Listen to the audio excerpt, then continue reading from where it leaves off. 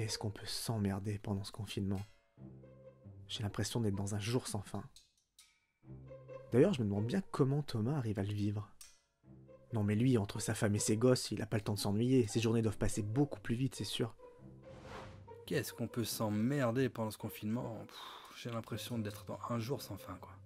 D'ailleurs, je me demande bien comment Thibaut il le vit, tiens. Ouais, tu parles, lui, célibataire, pas d'enfant, il a pas le temps de s'emmerder, il passe ses journées devant la console, c'est sûr. Si seulement on était moins feignasse, on ferait une nouvelle vidéo.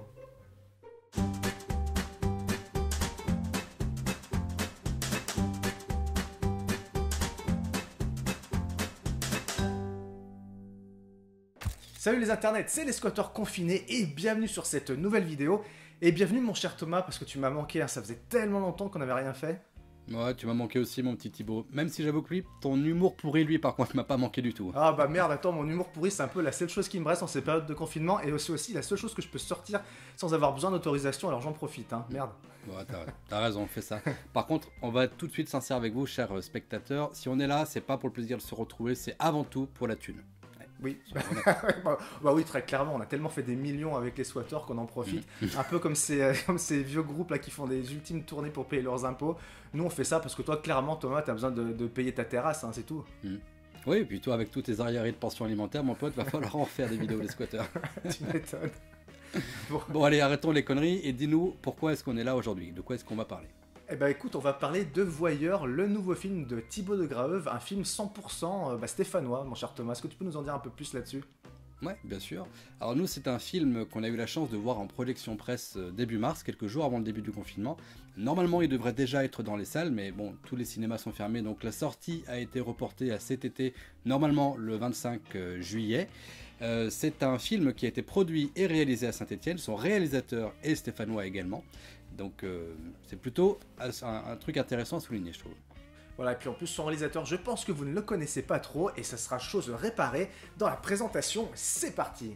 Voyeur de Thibaut de Graeuve, réalisateur, scénariste, acteur et producteur français né en 1981 à Saint-Étienne. C'est après une révélation lors de l'atelier audiovisuel du collège du Portail Rouge en 1997, décor entre autres du film Noces Blanches avec Vanessa Paradis, qu'il se lance corps et âme dans la réalisation de plusieurs œuvres cinématographiques au succès relatif, dont une parodie de Pulp Fiction, mais surtout un fan-film dans l'univers d'X-Files dont la jaquette du DVD annonce déjà la couleur. Batteur depuis quelques années dans un groupe rock blues, ce touche-à-tout décide de tenter sa chance de l'autre côté de l'Atlantique en 2000 à la University of West Florida. Le succès tardant à s'installer, il revient en France et décroche un diplôme d'assistant ingénieur du son au SAI Institute de Paris en 2003 et rejoint quelque temps après l'Opéra Théâtre de Saint-Étienne qu'il ne quittera plus en tant que monteur de nombreux documentaires et cadreur de dizaines d'opéras. Comédien également, il se lance dans le théâtre d'improvisation en 2006 au sein de la LISA où il rencontre ses alter-ego avec lesquels il travaille sur de nombreuses productions comme le désormais célèbre Racket et Smash dans le collectif Mes couilles dans ton slip. Passionné de blues, il réalise le documentaire To Me That's the Blues en 2014, sélectionné dans un célèbre festival américain et fait appel à une pointure pour le montage de sa bande-annonce. Il crée en 2015 sa boîte de production Tienbo, dans laquelle il réalise notamment la première série française dédiée au blues, Born to be a Bluesman, et s'ensuit une flopée de réalisations jusqu'en 2020 où sort son fameux Voyeur, sujet de la vidéo d'aujourd'hui. Et donc, comme on vous l'a dit, hein, c'est donc le premier film, le premier long métrage de ce réalisateur. Et donc, confinement oblige, hein, la sortie a été repoussée à fin juillet si tout va bien. Enfin, en tout cas, rassurez-vous, il sera sûrement visible dans quelques festivals. Il aura des sorties physiques sûrement en DVD ou même en VHS et sera aussi visible également, je pense, sur les plateformes de streaming. Mais alors, mon cher Thomas, et comme à ton habitude et parce que tu le fais extrêmement bien, est-ce que tu peux nous pitcher le film, s'il te plaît ? Bien sûr, avec un grand plaisir. Alors, le film nous raconte l'histoire de Gontran Guitou, c'est un horloger, interprété d'ailleurs par le réalisateur lui-même, qui est un homme assez triste, un homme sans histoire, mais qui va se retrouver du jour au lendemain confiné à domicile, comme les autres Français, sauf que lui, il va pas très bien le vivre, et il va commencer à sombrer dans une espèce de semi-folie, et commencer à épier ses voisins, jusqu'à découvrir l'existence d'une espèce de complot, bref, tout un programme, mon ami Thibaut. Alors ce qu'il faut dire avant tout, hein, c'est que le film a été écrit comme un récit d'anticipation, puisqu'il a été écrit et tourné au tout début du confinement à Wuhan, hein, en Chine, puisque le réalisateur voulait savoir comment nous, du côté français, on pouvait vivre ce confinement à la chinoise, et la preuve étant que malheureusement, la réalité a rattrapé la fiction, hein, mon cher Thomas. Ouais, heureusement que tous les films d'anticipation ne deviennent pas aussi vrais que celui-là, parce que je te garantis qu'on serait sacrément dans la merde. C'est pour quelle année, Mad Max, déjà, rappelle-moi? Je sais pas pour quelle année c'est, mais en tout cas, la fin du monde, parti comme c'est parti, c'est prévu pour la fin de cette année, donc t'inquiète pas, t'as du temps pour faire des stocks de PQ et de pâtes. C'est déjà fait, tout va bien. Bon, Ça ne m'étonne pas de toi. Bref, revenons à nos moutons. Juste ce que je voulais dire, c'est que oui, en fait, le film a tellement voulu coller au plus proche de la réalité que certaines scènes ont quand même été retournées juste après le tournage pour coller vraiment au plus proche de la réalité, et notamment au niveau du discours du président, qui a été un discours modifié et réintégré dans la dernière bande-annonce du film qui est sortie, et qu'on vous a mis visible en lien sous la vidéo dans la description. Alors sans vous spoiler l'intrigue du film, hein, ce serait dommage, on a évidemment affaire ici à une grosse référence à Fenêtre sur cour d'Alfred Hitchcock, mais en fait le film prend assez rapidement ses distances avec cet honorable modèle, notamment dans la deuxième partie du film, quand il sort de son huis clos de départ, et à partir de là on a vraiment affaire à un thriller psychologique hyper bien ficelé, et il faut s'accrocher jusqu'à la fin pour connaître le dénouement du mystère. Je trouve ça vraiment, vraiment bien foutu perso. Bah, moi je trouve quand même que tu t'enflammes un peu à t'écouter, j'ai l'impression que c'est un mix entre Seven et Parasite, mais alors moi peut-être, mais il n'y a pas l'ingéniosité scénaristique de ces deux films. Moi je trouve que tu vas quand même un peu loin parce que Ouais. l'intrigue de toute façon elle se dénoue assez rapidement. Moi au bout de 30 minutes j'avais déjà compris ce qu'était la fin et je m'étais pas planté quoi. Ouais, mais après, toi, Voilà. c'est un film il faut tenir compte des contraintes du film, hein. C'est un film qui a dû être écrit vraiment rapidement, donc forcément, Oui. en- quand tu prends ça en compte, pardon, forcément, il y a des faiblesses, mais je trouve qu'elles sont quand même. Bah, ouais, Pardon. sans être mauvaise langue, moi j'ai l'impression que le film il a été écrit pendant le tournage quoi, parce qu'il y a quand même il y a quand même des scènes qui sont bancales et des raccords entre certaines séquences qui, bah, moi, pour moi, qui matchent pas quoi.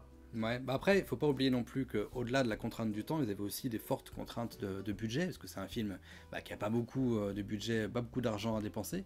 Et je trouve que, en fait, ça se voit pas trop, parce que, comme on dit en France, quand on n'a pas d'argent, il faut avoir des idées. Et c'est exactement ce que fait le réal, parce qu'il parsème sa réalisation, sa mise en scène de plein de petites idées, de plein de petites astuces comme ça qui font qu'on voit pas trop le manque de pognon, en fait. Bah, moi, je trouve quand même qu'on sent quand même un peu le manque de pognon de mon point de vue, mais bon, après, voilà, t'as ton point de vue, j'ai le mien. Et bizarrement, il y a une scène que tu vois dans la bande-annonce quand il traîne son caddie, qui marche dans la rue et que t'as des poubelles sur la gauche. Ouais, Bah, en fait, c'est au là, début j'ai du lu film. ça dans le dossier de presse que, ouais, voilà, j'ai lu ça dans le dossier de presse que ces poubelles-là avaient été rajoutées en 3D, donc manque de pognon, ok, mais alors pourquoi refaire ces poubelles en 3D? Enfin, ça a aucun sens, je trouve. Il y a Ouais, des choix alors, qui sont quand même très bizarres. je peux pas t'expliquer pourquoi est-ce qu'il a rajouté ces poubelles. Il a voulu absolument ce qu'on voit ces poubelles à l'image, j'en sais rien, mais à mon avis, ça fait peut-être partie de ces multiples petits Easter eggs qu'il a glissés un peu partout dans le film, qui en est vraiment truffé. En fait, il y a plein de références à d'autres films, à d'autres œuvres pop culture de manière générale, et je trouve ça vraiment intéressant parce que ça habille un petit peu le film. Et toi, il y a du Tarantino, il y a du Scorsese. On sent vraiment que Thibaut Degreve, c'est un amoureux du cinéma et il lui rend hommage à plein de moments dans le film, je trouve ça assez cool. Oui, c'est vrai, il y a des plans qu'on voit dans la bande-annonce. La gamine qui fait du tricycle, ça fait très clairement penser au Shining de Kubrick. Et encore ce plan où il marche dans la rue avec son caddie de course, pour moi, c'est clairement du Macadam Cowboy ou même du disco de Fabio Antoniente, parce qu'il fait pareil Franck Dubosc dans le film. Il traîne son caddie dans la rue comme ça. C'est vrai.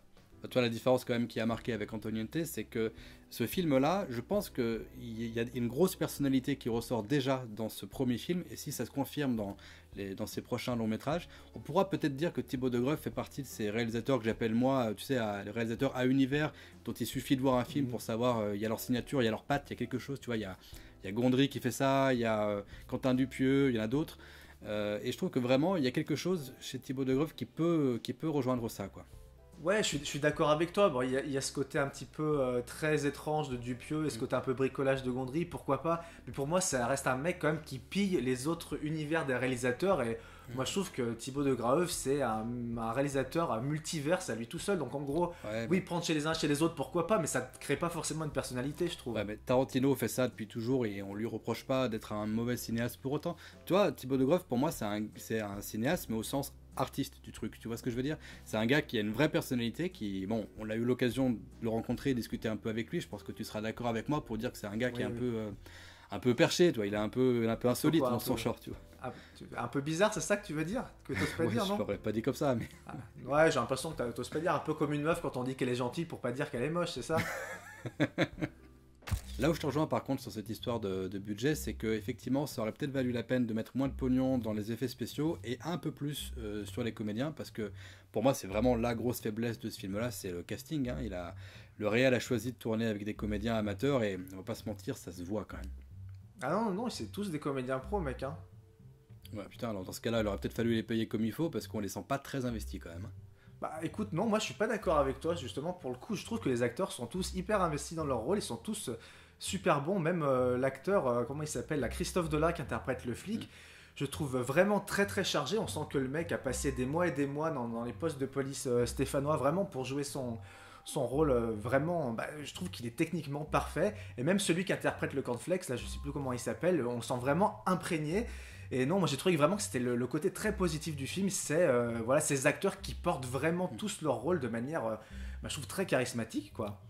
Ouais, moi je reste sur ce que je dis. Pour moi, le jeu est un peu trop léger. Mais par contre, j'aimerais bien revenir sur ce personnage-là, puisque t'en parles. Alors, petite théorie, petit spoiler pour ceux qui veulent rien savoir du film, coupez le son pendant quelques secondes.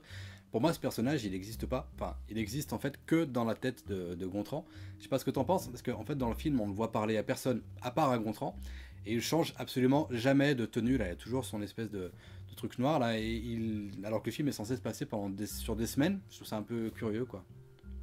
Ouais, bah écoute, non, je trouve que ta théorie est plutôt intéressante. Après, moi, voilà, je trouve très personnellement que le flic, le personnage du flic sert à rien. Donc pour toi, c'est un personnage qui n'existe pas vraiment. Pour moi, il aurait pas dû exister tout court dans la version finale du script parce que voilà, je trouve que ça patauge dès que ces scènes arrivent à l'écran, ça patauge, même si lui est toujours très bon, comme je le disais tout à l'heure. Mais je trouve qu'il fait jamais avancer l'histoire et je trouve ça dommage, voilà. Alors, je sais parce qu'on en a discuté tous les deux en sortant du film. Il y a un personnage par contre qui est assez intéressant. C'est celui qui est interprété par Stevie Lacotte, hein, c'est le voisin, la première victime en fait de Gontran qui va commencer à épier et il va lui pourrir la vie en fait sur les réseaux sociaux. Et je trouve qu'il y a un petit peu un côté dénonciation, un petit peu une étude sociétale là-dedans, dans le côté qu'on peut faire sur l'idée qu'on peut faire croire n'importe quoi sur Internet et que les gens gobent tout sans chercher à démêler le vrai du faux, quoi. Je trouve ça assez intéressant et bien fait. Oui, c'est vrai que quand on voit la scène de sa mort, bah tout est dit, hein. Puis moi, c'est un truc que j'aime beaucoup. Alors c'est vrai que je suis un peu critique avec le réal depuis le début de la vidéo, mais ce que j'aime beaucoup avec Thibaut de Graeuve, puisque j'ai eu la chance de voir ses précédents courts-métrages, c'est que c'est un mec qui a pas peur de dénoncer, qui a pas peur de mettre des coups de pied dans la fourmilière quand il a un sujet qui lui tient à cœur. Et ben le mec il fait un film dessus, il a pas peur, même s'il trouve pas ses financements, et ben écoute, il va se démerder pour voilà vraiment pour parler de ce dont il a envie de parler. Et je trouve que ça fait du bien d'avoir un mec un peu corrosif comme ça dans le paysage audiovisuel français qui est un peu, je trouve, un peu lisse quand même, non? Amen. Bon alors je sais que j'ai pas dit des trucs très sympas depuis le début de cette vidéo sur ce film là, mais quand même une chose notable que j'ai pas mal apprécié, c'est quand même sa BO très orientée blues, faut quand même pas se voiler la face, mais je trouve que la BO est plutôt très sympathique, de toute façon c'est un fervent amateur de blues, Thibaut de Graeuve, donc ça m'étonne même pas de retrouver ça bah, dans la musique de son film, et je crois qu'il y a d'ailleurs un artiste, un bluesman stéphanois qui a participé à la BO, je dis pas de conneries Thomas? Non, non, tu dis pas de conneries, il s'appelle Louis Mezzasoma, et j'avoue humblement que je ne le connaissais pas avant de voir ce film. Il a même poussé le délire de la carte stéphanoise jusqu'au bout, puisque même le son a été monté à Saint-Étienne, mixé à Saint-Étienne dans une boîte qui s'appelle Omnibus, et je trouve que ce côté jouer la carte cinéma local jusqu'au bout, bah, je trouve que c'est vraiment cool en fait. Ouais, c'est vrai qu'il a j'ai un peu l'impression qu'il fait comme George Lucas à la grande époque, hein, avec son Skywalker Ranch, où il essaye vraiment d'avoir toutes ces boîtes de post-prod, de mixage, de doublage vraiment implantées à Saint-Étienne. C'est vraiment quelqu'un qui est très proche de l'univers stéphanois, malgré ses attaches américaines, dont il essaye vraiment de s'absoudre le plus possible avec le temps. C'est ça. Alors, il y a juste un choix, puisque tu parlais de la musique, que j'ai trouvé un peu limite, pour pas dire un peu glauque. C'est finir sur le générique avec le Je suis malade de Serge Lama. J'ai trouvé ça. Ouais, enfin, voilà, avec une petite note d'humour, c'est une petite fausse note hein, de fin, parce que c'est vrai qu'on avait quand même compris de quoi retournait le film, quelle était l'histoire. C'est vrai que finir sur Je suis malade, c'est encore un petit peu à arriver à enfoncer le clou, un peu l'éléphant dans le magasin de porcelaine, et ouais, bon, un peu redondant avec tout ce qu'on venait de voir, donc petit point négatif pour moi sur cette fin de film. Voyeur est un film imparfait, c'est vrai, mais je l'ai aimé autant pour ses qualités que pour ses défauts. Voilà pourquoi j'ai décidé de lui attribuer la note de 4 sur 5.